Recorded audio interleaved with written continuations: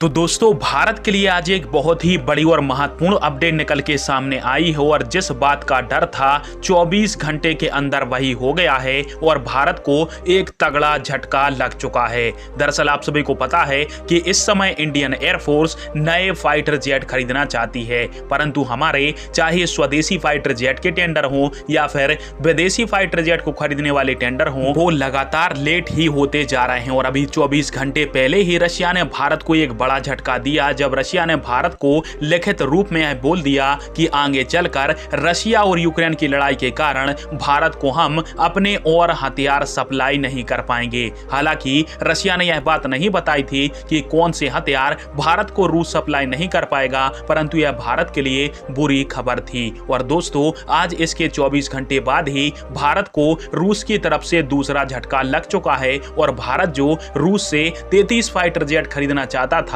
उसकी जो डील है वो अब नहीं होगी। और स्क्रीन के ऊपर आप सभी स्क्रीनशॉट भी देख सकते हो जिसके माध्यम से यह जानकारी दी गई है। और इस आर्टिकल के मुताबिक भारत जो रूस से 33 फाइटर जेट लेने वाला था, जिनमें 21 मिग 29 के और इसके अलावा 12 की संख्या में सुखोई 30 MKI सम्मिलित थे। और यह डील टोटल $2.43 बिलियन यानी 20,000 करोड़ की थी। यह डील अब हो नहीं पाएगी। और क्यों नहीं हो पाएगी? क्योंकि पश्चिमी देशों के द्वारा रशिया के पेमेंट सिस्टम के ऊपर कई सारे आर्थिक प्रतिबंध लगे हैं, जिसके कारण से रशिया तक भारत के 20,000 करोड़ रुपए पहुंच नहीं पा रहे हैं, जिसके कारण से भारत को जानबूझकर यह डील कैंसिल करनी पड़ रही है। अब भारत के लिए जो डील थी वो काफी ज्यादा इंपॉर्टेंट थी, क्योंकि भारत को नए फाइटर जेट चाहिए थे अपनी वायुसेना की फ्लीट को मेंटेन रखने के लिए, परंतु पेमेंट सिस्टम और रशिया इस समय भारत को हथियार सप्लाई की स्थिति में नहीं है। इन दोनों ही कारणों के चलते भारत को ना चाहते हुए भी यह डील कैंसिल करनी पड़ रही है।